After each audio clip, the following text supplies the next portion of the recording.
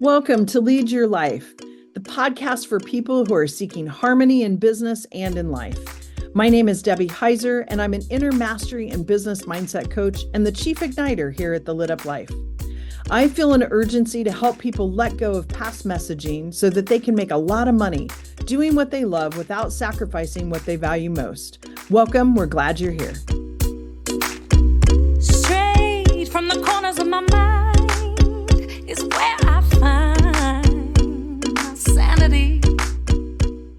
It's a place, another land, another time. Hello, and welcome back to another episode of Lead Your Life with Debbie Heiser. I am Debbie Heiser. I help entrepreneurs make a lot of money doing what they really love without sacrificing what's important to them. I get so tired of seeing people in guilt and shame, and I want people to enjoy their life and be lit up. So with that, I'm talking to one of the most lit up people I think I know, and I'm so excited to have Patty Shea here today.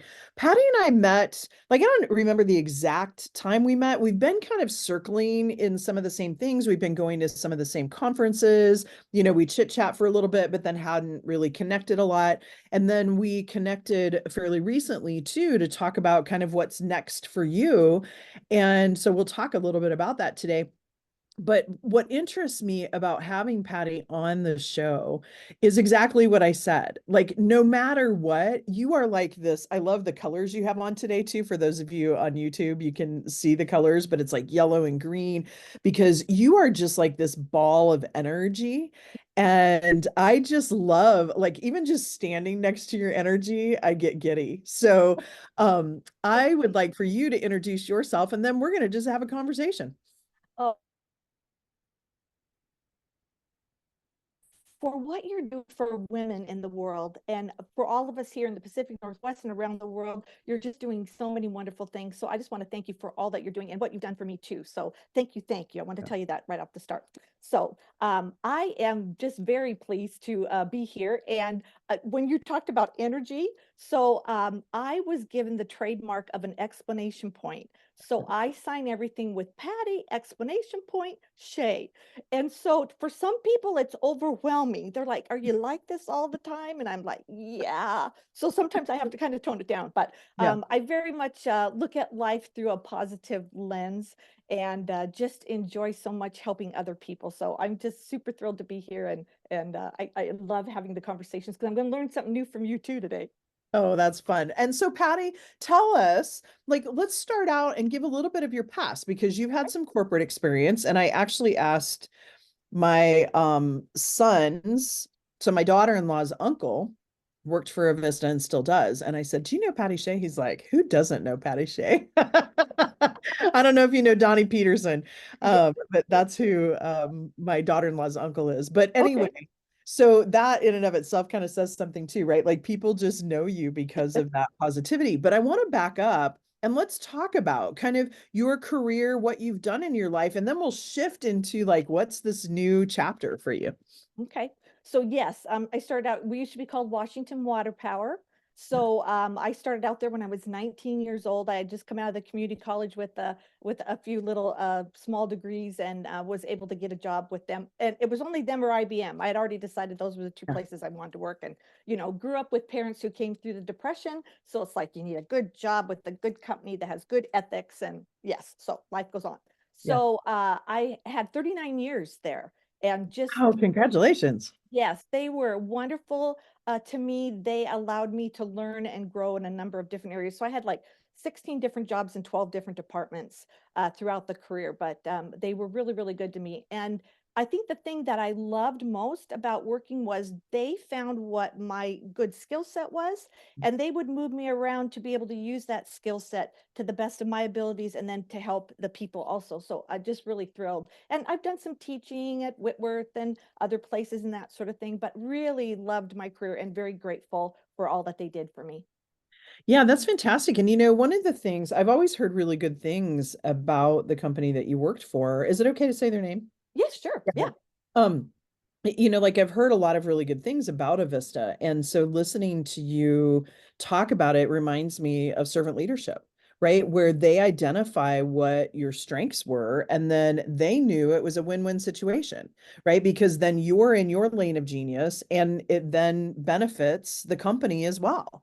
So that's fantastic. And, I'm with you. Being in the corporate world was really good too, because you do learn so many things and there's all these opportunities to learn. So I wouldn't I wouldn't trade my entrepreneurship to necessarily go back to corporate, but like it definitely treated me well too. So tell me, like, when you look back before we cross the bridge into what's next, like what would you say were kind of three things that you learned as a leader and a woman leader in a predominantly male, you know, and again, I'm not all I am women hear me roar, but there are differences. Yeah. And so being in the positions that you were in, do you have like three pieces of advice or like three things that you learned that you could share with the audience? Yes, I think one, you need to be yourself. You need to be uniquely you. Now, you need to read the nuances, right? And Yeah. like anything, you don't want to go to the polar opposite ends. Like I know that my overwhelming enthusiasm is a little much for people sometimes, so I have to calm it down. So you have to be able to be flexible in that. But I keep that still to my core, right? And I guess I've been known for that. So being uniquely yourself is very, very important. The second thing is, I think as a leader, we need to lead with humanity and heart, no Yeah. matter what. And even if it's a difficult situation, difficult people, if you look through people through the lens of love, that's what you'll see, and you'll see the good in them. So that's the second thing. And I think maybe the third thing is too, is that keep learning. Don't ever stop, and don't ever think you got it all. Just because you get somewhere, and especially if some titles after it, and you think you have arrived, you've never arrived. You never arrive. You keep learning and learning from everybody, and look for those opportunities to learn and grow as a person. Because if you're better as a person, you're going to be able to help others even more. Yeah, I love that. And Patty, talking about the second one that you mentioned, when I teach at Gonzaga, I teach a certificate course there amongst another one, but in there, it's introducing people to servant leadership. And one of the things that I actually wrote in something was that for me, leadership is really simple, but it's so complex, meaning the simplicity of is that you just love people, Yeah. right? Yeah. But people are very complex. And so I know, like, as you're looking at kind of having that experience that you did, and what a great experience. It just makes me happy to hear all of that. And thank you for sharing those things, because I think each one of those, and particularly now, to me the humanity seems even more important as we're going into hybrid situations, because people were in fear. And even though in our state we weren't sequestered in or locked down as long as some other states, there's some definite, like, almost post trauma, right? In some instances. And so as people are navigating this kind of hybrid work and coming back to the offices, it feels like humanity really, like, is an important aspect of what's happening. Yes, I also believe just our world, we're so polarized over everything. I think we'd be polarized if you ask someone what kind of pizza they want. It's like we just are so polarized. It's like if we can find more ways to say how we're alike instead of how we're different, and focus more on some of those things, I think it would be a lot better. And so that's where that humanity and heart comes in for me. Yeah, yeah, Patty, and that's so true. I remember one time speaking with a good friend of mine, and he was also a good mentor of mine, and he talked about how we're 98% similar as humans, and it's the 2% that we focus on, Yes. right? And so it's like, whoa, okay. Yep. Okay, so talking about like all of that you learned, Mhm. how much you love people. And I know you probably have a big circle of people, right? Just because Yep. people are drawn to you. And so when you, like, I know you've gone through a lot of personal and professional change over the last 3 or 4, because when did you retire? I retired in 2019, so it's going on almost 6 years. Yes. Okay. Okay. I couldn't remember. It's almost like we have like before Christ and after Christ, and now it's like before COVID, after COVID kind of Yeah. time frames, right? And so, like, looking at when you retired, like, talk to us a little bit, because that's a big transition, right? Like, Yes. anytime you stop working, and particularly in such a successful career that you had, like, tell us about that transition. I took the time, I took a year actually before I knew when I was going to retire to change my mindset Yeah. because I lived, eat, and breathed a Vista. I was Vista. That's how I saw myself, which is not good. We should have a little more balance in our lives than that.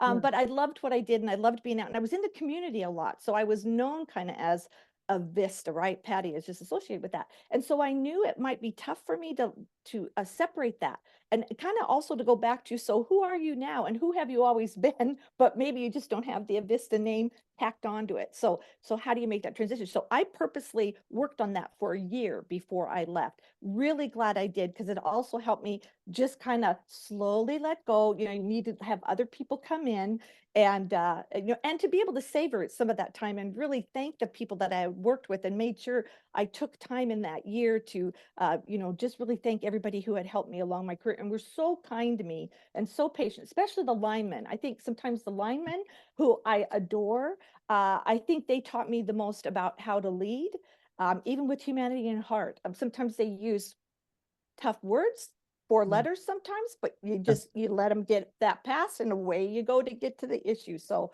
I really took that time, I think, to make the transition in my head.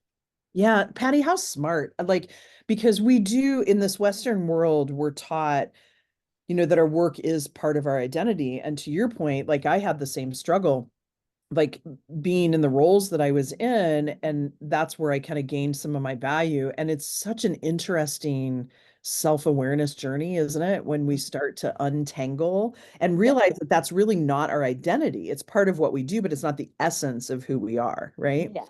Yes. So smart Yes. move, friend. Are you a woman who's worn out from wearing all the hats that we wear and you're really ready for a break? Well, join us for an empowering experience in beautiful Sandpoint, Idaho from October 24th to the 27th. This exclusive retreat is designed for women just like you. The Cast Your Vision retreat will have transformative workshops, expert guidance and coaching from me, and a supportive community to hold your hand along the way. Don't miss this opportunity to invest in yourself and your future. Get crystal clear on who you want to be and make that dream into a reality. Register today with the link in the show notes. Hope to see you there. Thanks. So then you retired. You've had like 6 years, and I know you've started what you're doing now earlier than just now. I remember as we were at some conferences. So tell Yeah. us, like, what spurred this next chapter for you, and what is the next chapter? Okay. So I had a kind of a chapter in the first 4 or 5 years. Now I'm transitioning again. So Yeah, what I transitioned to was like, I didn't like the word consultant. I was yeah, trying to find some other word. It's just like, yeah, oh my goodness, everyone's a consultant. Everyone thinks they know better than we do. I mean, we right. hired lots of them at Avista also. Yeah, So I kind of did what I would say traditional, strategic planning, yeah, interpersonal communications, leadership training, facilitating workshops, that sort of thing. And I loved it because I did a lot of that with the company. So that was really great. Well, I found that as I kept going, I was leaning towards stuff I really liked, and some of this other, the more what I would call traditional for me anyway, was like, it's not speaking to my heart, not singing to my heart like it was. So now I'm starting to transition more where I can really get in one-on-one with people or really small groups and help people unlock their limiting beliefs. yeah. Because I had one that didn't surface till the last 9 months of my career when a good friend helped unsurface that thing. And I went, holy guacamole, I don't want people to go 39 years holding a limiting belief that's a self-limiting belief, and be able to uncover that and unlock it and then manifest what you're looking for. So I'm just now turning that little corner, turning that page. It almost feels like it's a new life, not even a new chapter. I feel like I'm starting a new life. Yeah, isn't that awesome? It's almost like here's part one and now here's part Yeah, two, right? yeah, Like it's yeah, just like, yeah, and I understand what you're saying because I kind of experienced that same thing. Like I look at myself today and the uh, woman I was 30 years ago, and I'm like, wow, I don't even recognize, right? yeah, Like it just feels so different. And I don't know about you, like I had a great life, so I'm not knocking that first part of right, it, right. but I feel younger. And even when I look at pictures, sometimes I think I look younger. Now I love the Zoom feature too that helps me get rid of a few wrinkles. But like when I look at those pictures today and when I think about how much more alive I feel, right? Like that is a big piece. And that's part of what I'm hearing you say. Yes. So tell me what Like, what is it that you are doing now? I know you said unlocking limiting beliefs, but what does that look like? So I'll tell you the quick story. At the end of my career, Yeah. the one thing I only didn't accomplish one thing that I really wanted to be at Avista, because I wanted to have as much influence, especially to help women in non-traditional roles do a little bit more. And I had a goal for 30 years of being vice president of operations, because I really loved the operations, field personnel, that sort of thing. And that's the only thing I didn't make. And I really felt like, gosh, I just missed the mark. You know what I mean? And I was talking to a friend, and I was complaining about, I just didn't make it there. I don't really know why I didn't, but I just didn't. And so she said, well, would you like to talk about that a little bit more? And I'm like, yeah, no, you know what I mean? Maybe it was just the Yeah. timing, Yeah. maybe it was, I grew up kind of in the 80s and 90s. Maybe it was just they weren't quite ready for a woman in that role, kind of like, oh, maybe they were kind of holding me back, this kind of belief in the back of my head. So Yeah. anyway, I let it go. She let it go. Then another time I said the same thing. And so she's like, would you really like to talk about that a little bit more? So here's the question she asked me, which sparked where I'm at now. She said, what if your belief you were being held back is what was really actually holding you back? Mm. And I hadn't thought of that. And I'm such a positive person and look at everything in a positive way. And then it was like, do I have that belief? And I thought, oh, I think maybe I do. And it was more subconscious. I didn't realize maybe it was, influencing me as much as it was. So then I went back to maybe where did that occur? And that's how I ended up writing my first book, is going back to an incident that actually happened when I was 5 years old. And then looking for other messages that look similar to that message, and then pretty soon, yeah, whatever you look for, you find. So if you're Yeah. positive or negative. And Patty, what's interesting is the more and more I do research on the brain and neurolinguistics, it's so interesting to me because the brain looks for ways to affirm those messages because its job is to keep us safe, Sure. right? And Yeah. when I say it's really the mind, because the brain is the gray matter, right? And the mind Right. is the essence of who we are. But what a great awareness and what a great friend. Oh, she's fabulous. Still my friend, still my guru who sets me straight and asks me all these questions. Most of the time they go way over my head, but every now and then I get one and go, ho, ho, and I grab hold and go, yep, that's me. And then I delve in to go, where did this come from? And the more you can figure it out for yourself, the more maybe you can help other people unlock a little bit what they have. Absolutely. And what I love about that is to me, good leaders, and this goes for even like leading your own life, is that you open up to self-awareness, right? And anytime we resist, well, whatever we resist persists, but there's also a growth edge there, Yeah. right? And so having that growth edge, stepping back, and the first time you just weren't quite ready for it. And then the second time you're like, oh yeah. And it leads me to something that a mentor of mine, Peter Crone, he calls himself the mind architect. He talks about the linguistic environment, Mhm. right? And if you can be aware of the words that you're saying, even, right? Because the words of, oh, anytime we try to make an excuse or justify something, right? Yep. That's Yep. usually some kind of message. And we Yes. talked about earlier before we got on air about words, right? And I was mentioning, oh, to be a small child that doesn't even understand what a word means yet, right? Right. Because they haven't created limiting beliefs yet or anything, because that's where we learn it is through Right. words, through Right. communication. And so what a great way to be self-aware, to look at that and then now want to help other people become aware of that, because I know in the coaching world there's this thing, and I know it's an important piece for you because you have these thoughts and that leads to something, Yes. right? Yes. Yeah. Yeah. Yes. Yeah. Yeah. It's and then whatever feelings you put around those words, so the stronger the feelings are around those words, and words make up your thoughts. Right. The more you latch those two together and they're kind of solidified with those feelings, that's what leads to whatever beliefs you have about yourself, your talents, what your life's going to be like, what today is like. And so that's the studying I'm doing and the researching I'm doing right now. Yeah, that's fabulous, Patty. Because one of the things that I love, and I love hearing you say this too, is that when you have a belief of some sort, it is about unwinding what are the feelings that are associated to that and where did those thoughts come in, because our subconscious brain, even if our conscious brain pushes back and says no, I don't agree with that, our subconscious brain can't.